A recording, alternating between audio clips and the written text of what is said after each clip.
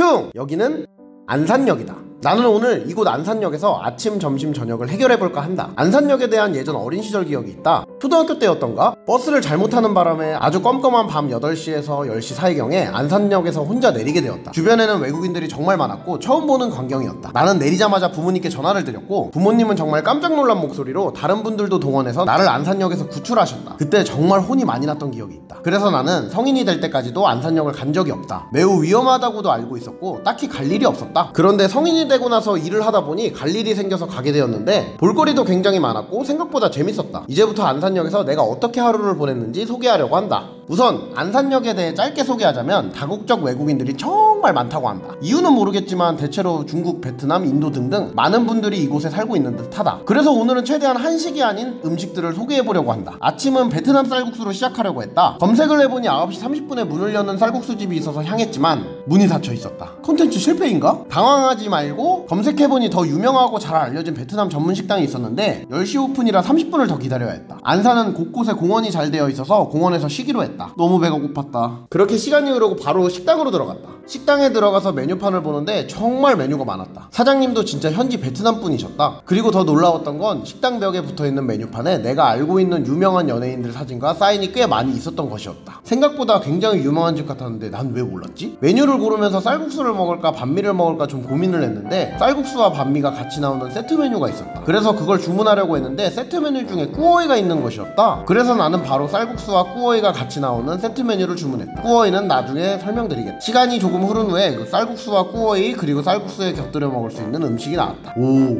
이 쌀국수 내가 베트남에서 먹었던 느낌과 80에서 90% 일치한다. 한국에서 파는 베트남 쌀국수 하면 면도 뚝뚝 끊어지고 국물도 엄청 다른 향신료 향이 나는 것을 알 수 있는데 정작 베트남에서 먹는 쌀국수는 면도 부들부들하면서 굉장히 깔끔한 맛이다. 진짜 신기하다.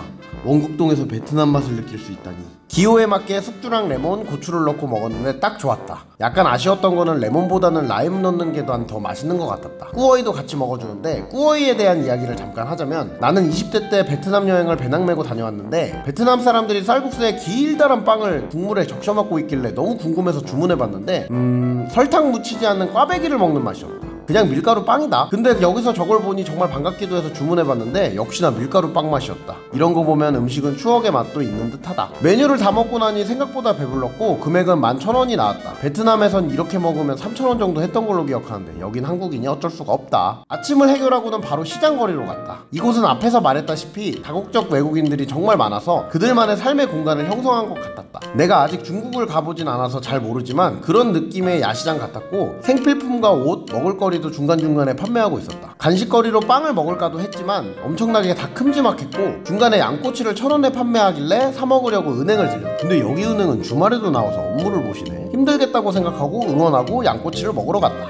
양꼬치를 먹으려고 돈을 지불하는데 조금 불친절했다. 우리나라 분은 아니셨는데 왜 하나만 먹느냐는 식으로 말씀하시고 10,000원짜리밖에 없냐고 말씀하시길래 계좌이체 가능하냐고 물어봤는데 안 된다고 하셨다. 그럼 어쩔 수 없겠다라고 생각이 들 쯤 돈을 받고 계산해 주시면서 양꼬치를 주셨다. 양꼬치는 맛있었다. 바로 구워서 그런지 부드럽고 촉촉했다. 딱 5,000원 맞춰서 먹을까 생각도 하다가 점심도 먹어야 하니 이쯤하고 구경하자고 하고 구경을 더 했다. 너무 걸어다녀서 힘이 들 쯤 중간 공원에서 휴식을 취했다. 날씨가 좋아서 그런지 사람들도 많고 비둘기도 많았다. 그렇게 시간이 지나고 다음 음식집으로 향했다. 이곳은 인도와 네팔 음식집이다. 알고 보니 맛있는 녀석들에도 왔다 간 곳이라고 한다. 이런 곳이 있는 줄도 몰랐는데 진짜 신기하다. 이때가 인도식 음식을 처음 먹어보는 거라서 궁금하면서 조금 떨렸다. 들어가 보니 역시나 서빙하는 분과 주인분 모두 인도분이신 것 같았다. 게다가 엄청난 향신료 냄새가 내 코끝을 자극했다. 오, 너무 기대되는데? 메뉴판을 보는데 역시나 메뉴가 엄청 많았다. 특이한 음식들도 몇 개 보였다. 그러나 괜히 주문했다가 먹지도 못하는 불상사가 생길 수도 있으니 신중하게 메뉴판을 보았다. 메뉴판에 1인 세트 메뉴가 있었는데 이제는 없어졌다고 한다. 너무 슬펐다. 슬픔을 뒤로하고 결국 난 갈릭난 1개와 버터치킨 커리 1개, 맥주를 주문했다.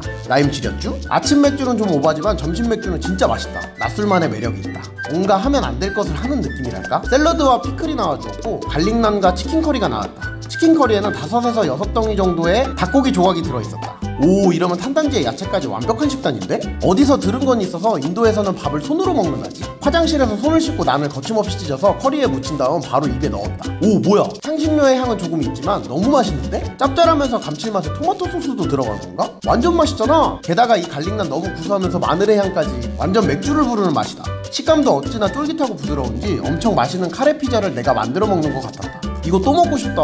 정신없이 마지막 조각까지 완벽히 먹었다. 여긴 정말 또 오고 싶다. 점심시간이 끝나고 이때가 약 2시 정도 되었는데 무엇을 할지 고민이 되었다. 이 컨텐츠에 맞게 난 오늘 하루를 원곡동에 있어야 한다. 원래는 이마트 트레이더스가 근처에 있어 구경을 하려고 했다. 참고로 난 마트 구경하는 것을 좋아한다. 그런데 오전의 피로로 인해서 걷기에는 내 몸이 너무 지쳐 있었다. 역시 남자는 PC방이지? 라고 올라가는데 PC방 바로 위에 만화카페가 있는 곳이었다. 오, 만화카페? 궁금한데 한번 가볼까? 바로 노선을 만화카페로 바꾸었다. 뭐? 1시간에 2,400원? 나쁘지 않은데? 게다가 2시간 플러스 음료가 6,500원? 그럼 2시간만 쉬었다 갈까? 처음에 어떻게 해야 하는지 몰라 헤매니까 사장님이 친절히 설명해 주셨다. 우와, 여기서 누워서 음료 마시면서 만화를 볼 수 있구나. 개쩐다. 이 시간에 사람도 없어서 너무 조용했다. 잠도 자도 되겠는데? 잠시 만화 구경도 좀 하는데 예전에 재밌게 보았던 만화들도 많았다. 근데 만화보다는 누워서 롤토체스 하는 게 더 재밌어서 바로 게임을 돌렸다. 이야, 이렇게 누워서 게임을 하면서 음료를 주는데 6,500원이라니 너무 좋았다. 2시간이 되어갈 때쯤 사람들이 점점 많아졌다. 딱 내가 나가야 할 시간에 맞춰졌다. 왜냐하면 이마트 트레이더스도 구경해야 했기에 4시쯤에 나와주었다. 추가 금액은 없었다. 이마트 트레이더스에서는 그냥 구경만 한다. 물건 구경을 하면 왜인지 모를 재미가 있다. 이거 나만 그런가? 사지도 않는데 식품이랑 가전 보면 재미있다. 그러다가 사고 싶은 거 있으면 사기도 한다. 자, 어느덧 저녁 먹을 시간이 되었다. 드디어 마지막 집이다. 아침과 점심을 외국 음식을 먹다 보니까 한국 음식이 그리워졌다. 그래서 찾은 곳은 마늘이 듬뿍 올라간 마늘통닭집이다. 이곳은 치킨 위에 엄청난 양의 마늘이 올라간다고 하는데 빨리 먹고 싶다. 정말로 이때 김치, 고추장, 마늘 등 한국에서 자주 먹을 수 있는 것들이 먹고 싶었다. 이곳 메뉴는 닭으로 만든 것들이 많았고 나는 마늘통닭 하나와 소주 하나를 주문했다. 맥주랑 소주 중에 엄청 고민하다가 마늘에는 소주가 더 어울릴 거라 생각했다. 케요네즈 올라간 샐러드 나와주는데 옛날 호프집 감성이 느껴졌다. 이거 진짜 맛있는데 요즘 술집은 없어져서 좀 아쉽다. 메인 메뉴인 마늘통닭이 나왔다. 허허,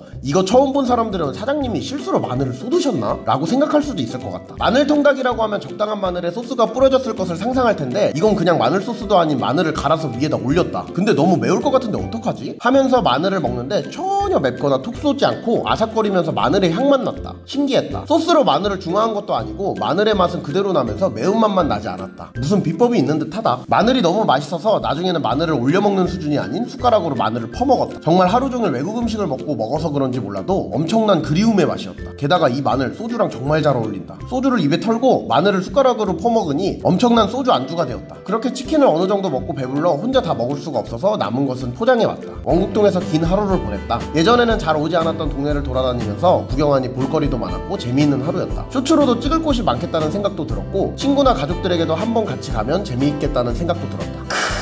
끝이야!